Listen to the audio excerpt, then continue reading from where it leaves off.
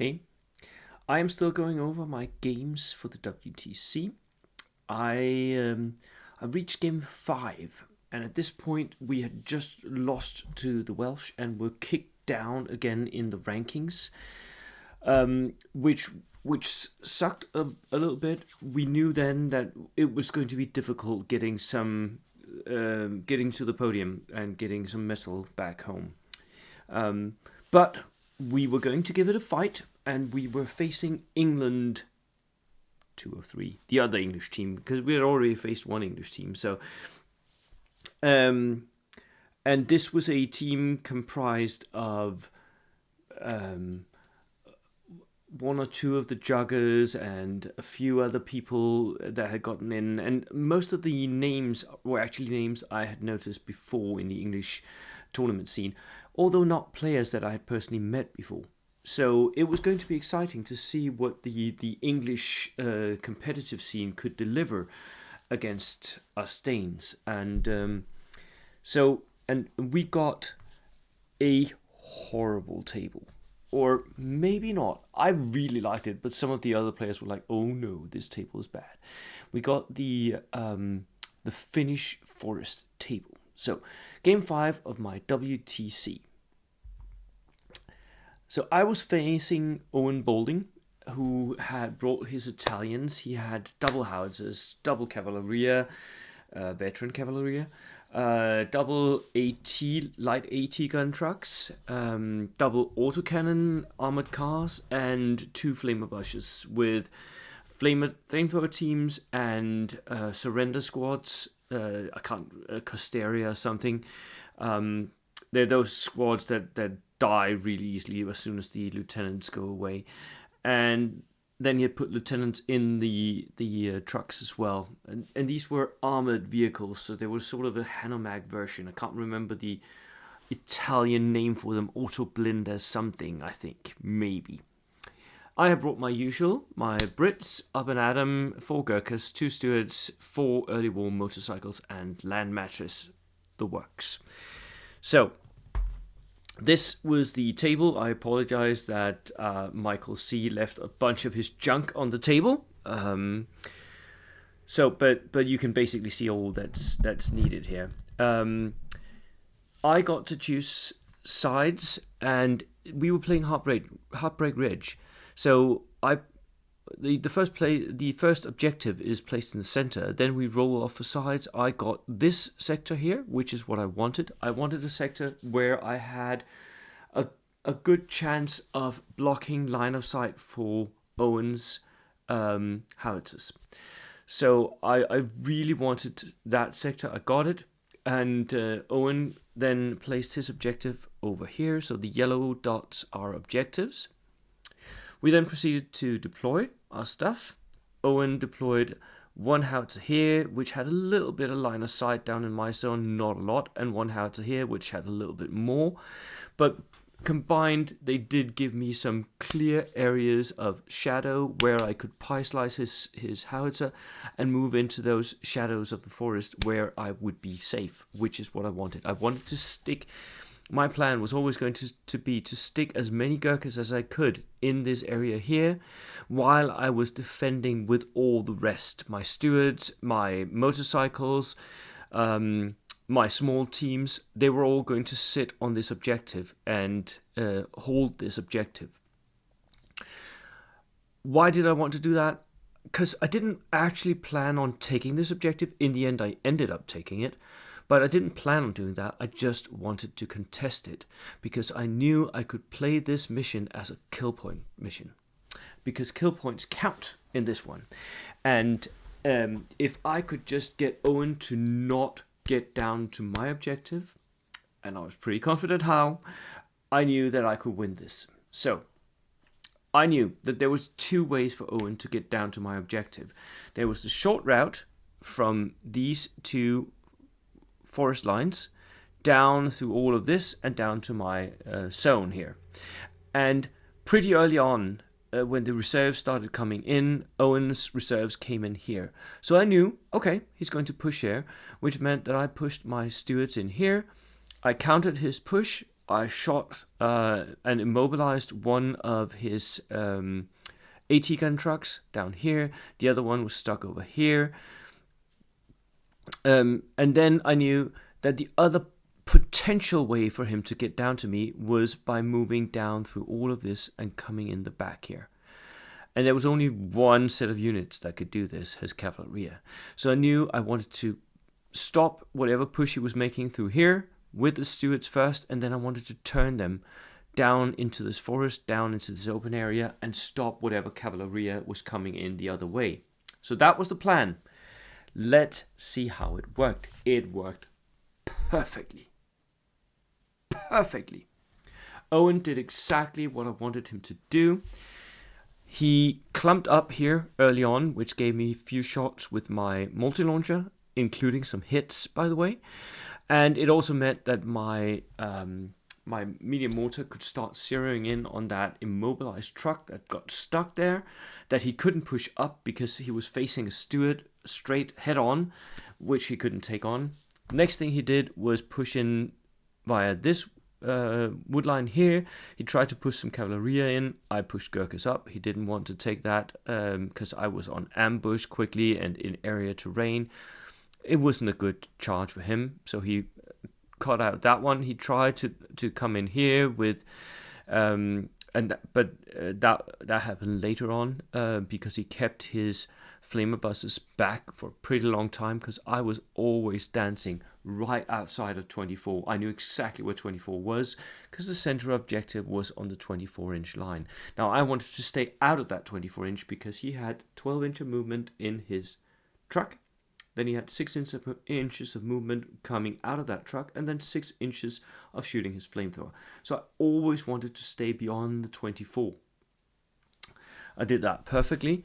So later on, he actually pushed here with the flamer bus. But pretty early on, as soon as the two first pushes went back, his cavalry went down here and tried to get into my back line.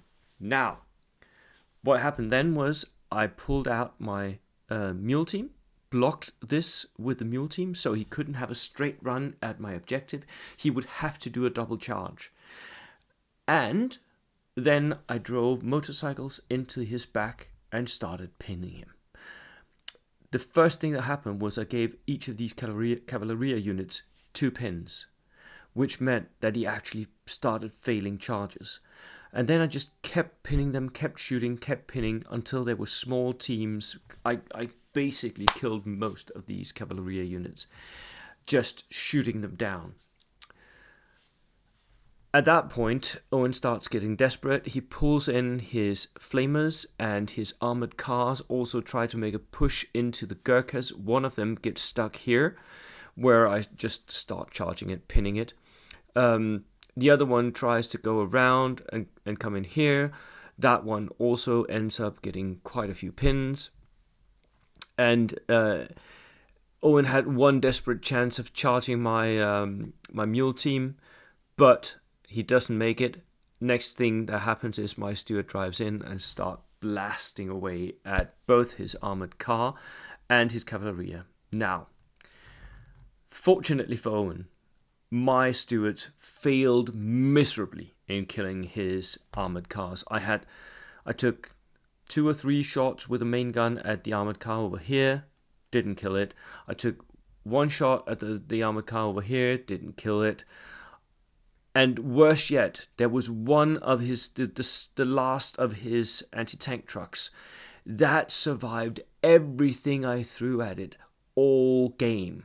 And it ended up becoming sort of an obsession where I really wanted to kill because I knew I was winning. I was ahead on kill dice. I had the center objective. He couldn't get to my objective. There was no way that Owen was going to win. So I started obsessing about killing that one damn truck. So what decided the game? I chose the right side where I could pie slice his howitzers, making sure that he couldn't shoot at me. That actually also meant that at one point I got to zero in on one of his howitzers, killing it. I hit it in 2 turns with my medium mortar. I killed it, and then he recruited. Brilliant move, by the way, because that meant that he had predicted in advance that he might lose one. So he had them within 12, and he just ran people over from the other howitzer. Very good move on Owen's part. I had the right plan. I knew exactly how to win this game. I knew that I could play it like a kill point mission. I just needed to contest the center objective, so that's what I did. And I had pre-planned my counter push that I knew where Owen could charge, where he could assault me, and I was just going through the motions, defeating one attack at a time, turning my stewards over to where they needed to be. And because it took him some time to get down into my back lines, I had enough time to turn the stewards. Perfect timing, perfect plan. It worked really well. But how difficult can it be to kill a single truck? I will tell you how difficult. 2 multi-launcher shots that could have killed it, didn't. 3 full Stewart blasting away with all the machine guns at it, didn't kill it. 1 main gun shot with a Stewart, didn't kill it. 3 charges with Gurkhas, didn't kill it. The final order dice of the game, I have 5 Gurkhas that are a little bit out from the truck, but I was like, you know what? They haven't got anything to do.